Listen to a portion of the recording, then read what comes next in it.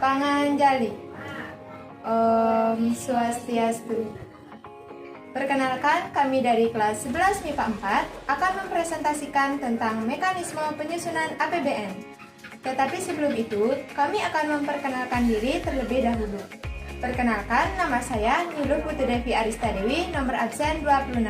Bersama dengan rekan saya, Vivi Intan Tiaranya Sinta, nomor absen 36. Baik, langsung saja presentasi kami mulai.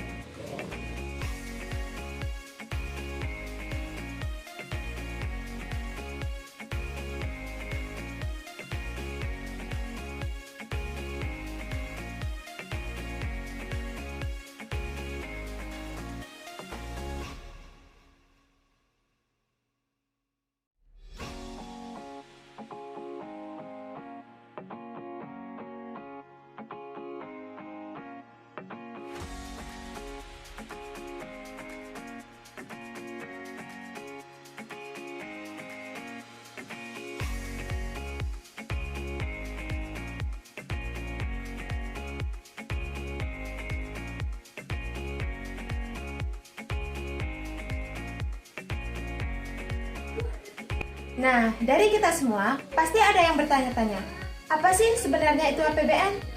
Jadi, APBN atau Anggaran Pendapatan dan Belanja Negara adalah suatu daftar yang memuat secara rinci mengenai sumber-sumber penerimaan dan alokasi pengeluaran suatu negara dalam kurun waktu tertentu, biasanya dalam kurun waktu 1 tahun.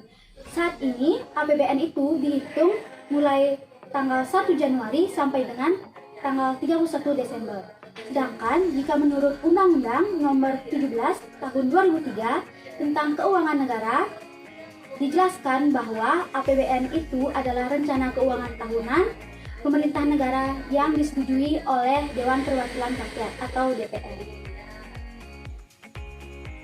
Dari kita semua, pasti banyak yang belum tahu bagaimana sih sebenarnya mekanisme penyusunan APBN itu.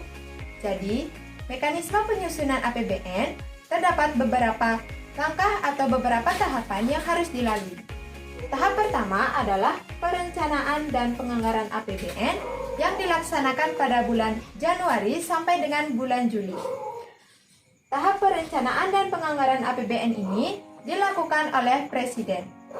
Pada bulan Januari, Presiden akan melakukan perencanaan mengenai konsep kebijakan APBN yang di dalamnya membahas tentang arah kebijakan dan prioritas pembangunan nasional. Selanjutnya, pada bulan Maret, Presiden akan melakukan yang namanya Paguyup Indikatif. Apa sih sebenarnya Paguyup Indikatif itu?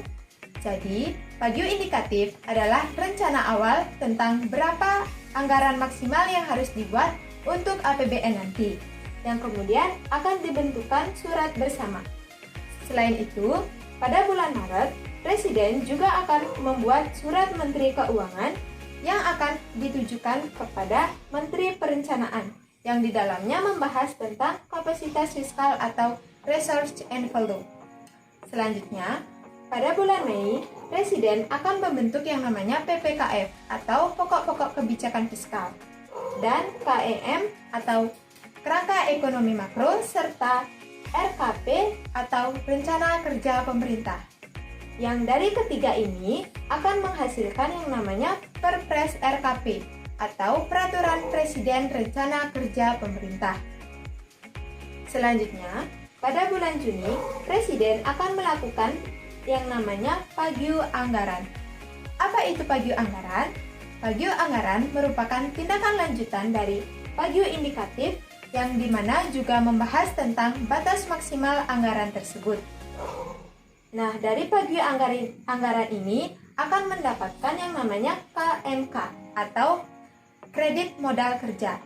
KMK ini bisa didapat atas pertimbangan dari Dewan Perwakilan Rakyat atau DPR.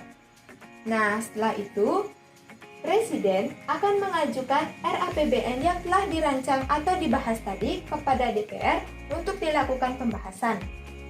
Di samping itu, DPD atau Dewan Perwakilan Daerah juga akan memberikan pertimbangan kepada DPR yang akan melakukan pembahasan. Nah, selanjutnya, Presiden bersama dengan DPR akan melakukan pembahasan mengenai RAPBN tadi yang dilaksanakan pada bulan Agustus sampai dengan bulan Oktober.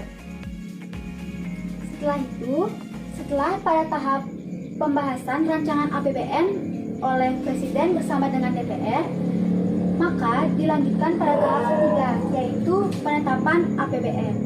Dalam pengambilan keputusan persetujuan oleh DPR mengenai RAPBN, itu dilakukan selama-lamanya 2 bulan sebelum tahun anggaran yang bersangkutan dilaksanakan. Jika RAPBN disetujui oleh DPR, maka RAPBN tersebut akan disahkan menjadi APBN melalui undang-undang. Apabila RAPBN tidak disetujui oleh DPR, maka pemerintah dapat menggunakan APBN tahun lalu. Pada akhir November, itu dibahas rincian alokasi anggaran belanja pemerintah pusat, di mana dalam rincian ini itu berdasarkan keputusan Presiden. Pada bulan Desember itu juga akan dibahas DIPA atau Daftar Isian Pelaksana Anggaran. DIPA yang dimaksud dalam sini adalah DIPA kementerian atau lembaga dan non-kementerian atau lembaga. Setelah penetapan APBN pada bulan Oktober, maka sejak Januari dimulailah dilaksanakan APBN itu. Pelaksanaan APBN ini diatur sesuai dengan keputusan Presiden. Selama pelaksanaan APBN dilakukan pelaporan dan pencatatan APBN. Setelah itu, pada tahap akhir dilaksanakan pemeriksaan dan pertanggungjawaban APBN yang dilakukan oleh BPK atau Badan Pemeriksa Keuangan. Nah, jadi sekarang kita bisa tahu kan bagaimana sebenarnya penyusunan APBN itu.